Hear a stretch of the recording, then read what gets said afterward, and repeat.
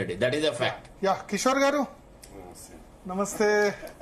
ఏమైంది రేవంత్ రెడ్డి తీసుకుంటారా భారతీయ జనతా పార్టీ గాలం వేస్తుందా శరత్ గారు అన్నట్టు? ముందుగా భరత్ గారు మీకు, సునీత గారికి, అట్లాగే శరత్ గారికి, మన జీ తెలుగు ప్రేక్షకులందరికీ, కాంగ్రెస్ నుంచి మానవతరాయ్ గారు కూడా వచ్చారు, వారికి అట్లాగే మన జీ తెలుగు ప్రేక్షకులందరికీ నమస్కారం అండి. సో నిన్న రెండు విషయాలు జరిగాయండి. ఒకటి, ప్రభుత్వ పరంగా ప్రధానమంత్రిగా మోడీ గారు ఆవిష్కరించిన ఆర్ ఇనాగరేట్ చేసిన లేకపోతే లాంచ్ చేసిన ప్రాజెక్టుల విషయంలో ప్రధానమంత్రిగా వెళ్ళిన విషయాలు, బీజేపీ నాయకుడిగా కాదు, దేశ ప్రధానిగా. అక్కడికి రేవంత్ గారు రాష్ట్ర ముఖ్యమంత్రిగా వచ్చారు. రాష్ట్ర ముఖ్యమంత్రిగా వచ్చారు. వారు కాంగ్రెస్ నాయకులుగా ఆ వేదిక పైన వారు కాంగ్రెస్ నాయకులుగా కాదు, రాష్ట్ర ముఖ్యమంత్రిగా వచ్చారు. మన గవర్నర్ గారు ఉన్నారు, అట్లాగే కేంద్ర మంత్రులు ఉన్నారు, రాష్ట్ర మంత్రులు ఉన్నారు, వీళ్ళంతా ఉన్నారు. ఆ హోదాలో వచ్చారు వాళ్ళంతా. అక్కడ వచ్చినప్పుడు రేవంత్ రెడ్డి గారు ఏమన్నారు అని అంటే, మన్మోహన్ సింగ్ గారు మీరు గుజరాత్లో ముఖ్యమంత్రిగా ఉన్నప్పుడు మన్మోహన్ సింగ్ గారు మీరు ఒక గుజరాత్ మోడల్ చేశారే, గుజరాత్ని చాలా అభివృద్ధి చేశారు కదా, చేసినందుకు మీకు అప్పుడు కేంద్రం సహకరించింది కదా, మా ప్రభుత్వమే కదా అన్న టైప్లో ఆయన కాస్త స్లైట్గా ఎద్దేవా వేయడానికి అన్న టైప్లో వారు అన్నారు. మన్మోహన్ సింగ్ గారు మీకు సహకరించినట్లుగా మీరు మాకు సహకరించాలి, మేము తెలంగాణ మోడల్ కూడా చేసుకుని తెలంగాణని $1 ట్రిలియన్ బిజినెస్ అదే జీడిపి జిఎస్డిపి చేసుకోవాలి మేము అన్నారు. అంటే వారేమన్నారు, తర్వాత వారి టర్న్ వచ్చినప్పుడు ప్రధానమంత్రి గారు, మన్మోహన్ సింగ్ గారు గుజరాత్కి ఇచ్చింది ఇస్తే ఇప్పుడు నేను ఇచ్చే దాంట్లో సగం కట్ చేసి పంపించాల్సి వస్తుంది, లేదు నేను ఇప్పుడు మనం ఏదైతే వికసిత్ భారత్ అంటున్నాము, వికసిత్ తెలంగాణ అంటున్నాము, వికసిత్ తెలంగాణను కూడా యూజ్ చేశారు ఆ రోజు మోడీ గారు. Viksit Telangana should be an engine, అంటే మన వికసిత్ భారత్కి ఇంజన్గా పనిచేయాలి. ఎందుకంటే హైదరాబాద్ లాంటివి మీకు హైదరాబాద్, ముంబై, చెన్నై, బెంగళూరు, కోల్కతా, ఢిల్లీ ఇట్లాంటివన్నీ ఎకనామిక్ ఇంజన్స్ అండి మనకి.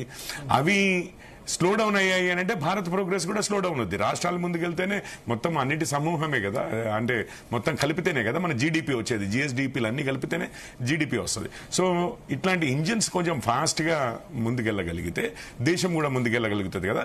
నేను ఇప్పుడు వేస్తున్న అంటే తీసుకెళ్తున్న తీరులో మీరు కూడా జోడీ అయితే వికసిత్ భారత్ వైపు మనము త్వరగా అచీవ్ చేయగలుగుతాము, ఆర్ మీకు లాభం అవుతుంది, మన రాష్ట్రానికి కూడా లాభం అవుతుంది, తెలంగాణకు కూడా లాభం అవుతుంది ఆ దృక్పథంతో అన్నారు. అక్కడ ప్రధానమంత్రి ముఖ్యమంత్రి గారితో మాట్లాడిన విధంగా మాట్లాడి మళ్ళీ సాయంత్రం పరేడ్ గ్రౌండ్స్ లో ఏమైంది, అది పొలిటికల్, అది కేవలం బీజేపీ మీటింగ్ వచ్చినప్పుడు చెప్పారు. అంటే దేశం ఇప్పుడు వికసిత్ భారత్ మాది, మేరేసే అని అంటే ప్రధానమంత్రితో ముఖ్యమంత్రిగా. అందుకనే నేను అన్నాను అక్కడ ప్రధానమంత్రితో ముఖ్యమంత్రిగా. అది కూడా ఎందుకు అనాల్సి వచ్చింది, అది అవుతుంది. మీరు అర్థం, నేను ఆ కాంటెక్స్ట్ కూడా చెప్తాను. సాధ్యపడదు అన్నారా, సాధ్యపడుతుంది అన్నారా? సాధ్యం కాదు, కాంగ్రెస్ లో ఉంటే సాధ్యం కాదు. లేదు మన్మోహన్ సింగ్ గారి ఇది తీసుకున్నారు కదా, మీరు పాలిటిక్స్ ఆడితే సాధ్యం కాదు. ఇది కోఆపరేటివ్ ఫెడరలిజం గా మీరు వస్తే కేంద్రము రాష్ట్రము కలిసి పనిచేస్తే సాధ్యం అవుతాయి. అంతకుముందు ముఖ్యమంత్రి గారు అట్లా పనిచేయలేదు. మీరు పనిచేస్తే రాష్ట్రానికి లాభము, దేశానికి లాభము అని అన్నారు. కలిసి వస్తే లాభం ఉంది. పోయినసారి ముఖ్యమంత్రి గారి లాగా మనం కేసీఆర్ గారి లాగా మీరు గో బ్యాక్ మోడీ అని మొదలు పెట్టారనుకోండి, ఏమవుతుంది, రాష్ట్రము కేంద్రము కలిసి పనిచేయవలసిన విషయాలు ఏవైతే ఉంటాయి, ఇంతకుముందు భరత్ గారు కూడా చెప్పారు, ఒక 2-3 ప్రాజెక్టులు లిస్ట్ అవుట్ చేశారు. అవన్నీ ఏమవుతాయండి, స్లో అవుతాయి. అనుసంధానం లేకపోతే ఏదైనా విషయము వెనుకబడిపోద్ది. ఎవరు నష్టపోతారు? రాష్ట్ర ప్రజలు నష్టపోతారు. 100% క్లారిటీతో ఉన్నామండి. మేము అధికారంలోకి రావాలనుకుంటున్నాము. ఎవరెవరు అయితే అడ్డం ఉన్నారో వారంతా శత్రువులే మాకు.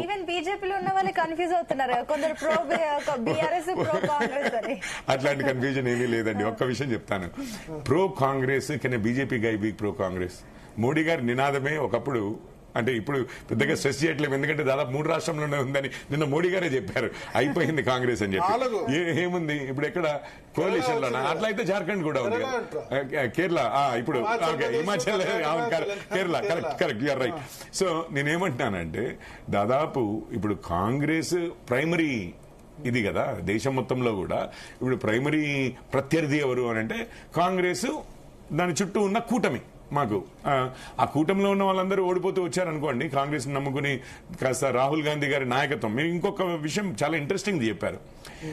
ఎవరు మన అడ్వకేట్ గారు శరత్ గారు ఏమన్నారు అనంటే, ఫస్ట్ లో వచ్చినప్పుడు ఇది ఆ రిజర్వేషన్స్ ఇష్యూ మీద అసలు వీడియోని మార్ఫింగ్ చేసి మన అమిత్ షా గారు అసలు రిజర్వేషన్లు తీసేస్తామన్నట్లుగా మార్ఫింగ్ చేశారు.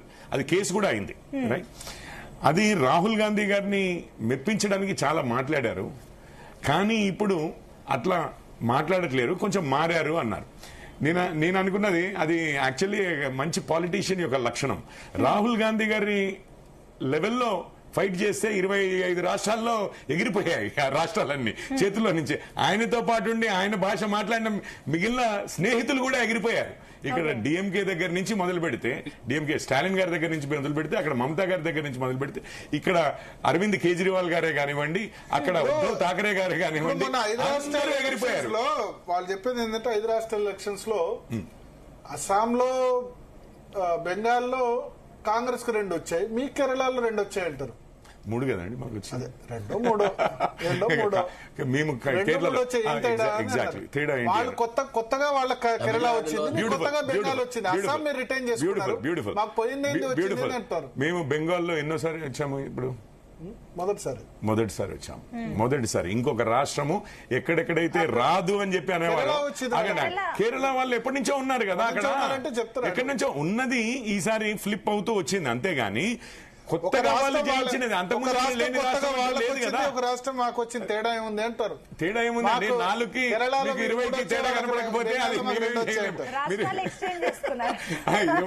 20కి 4కి తేడా కనపడకపోతే మేమేమీ చేయలేము దానికి. అది వాళ్ళు అనుకోవచ్చు, ఆనందపడచ్చు. అట్లా ఆనందపడడం మాకు ఇష్టమే, మాకు ఇష్టమే. మేము అంటే 20 వార్డులలో ఉన్న వారు ఒక రాష్ట్రంలో మేము వచ్చాము, కూటమితో పాటు వచ్చాము అని సంతోషపడుతుంటే మాకు ఇష్టమే. కానీ మీతో పాటు ఉన్నవారంతా ఇప్పుడు చీఫ్ మినిస్టర్ గానీ ప్రభుత్వంతో గానీ సాటిస్ఫైడ్ ఉంటే ఇంకా మేమెందుకు పోటీ చేయడం? సాటిస్ఫైడ్ ఉన్నాం కదా, గొప్పగా ఉన్నారు కదా, గొప్పగా ఉన్నారు అని అనుకుంటే ఇంకా పార్టీ పోటీ ఎందుకండి? మేము ఉన్నాము, ఇక్కడ ఉన్నది వచ్చేది కూడా భారతీయ జనతా పార్టీ అని మోడీ గారు ఘంటాపదంగా చెప్పెళ్లారు కదా. అగ్లీ బార్ బీజేపీ సర్కార్, మోడీ సర్కార్. పటేల్ గారు భరత్ గారు చెప్పండి.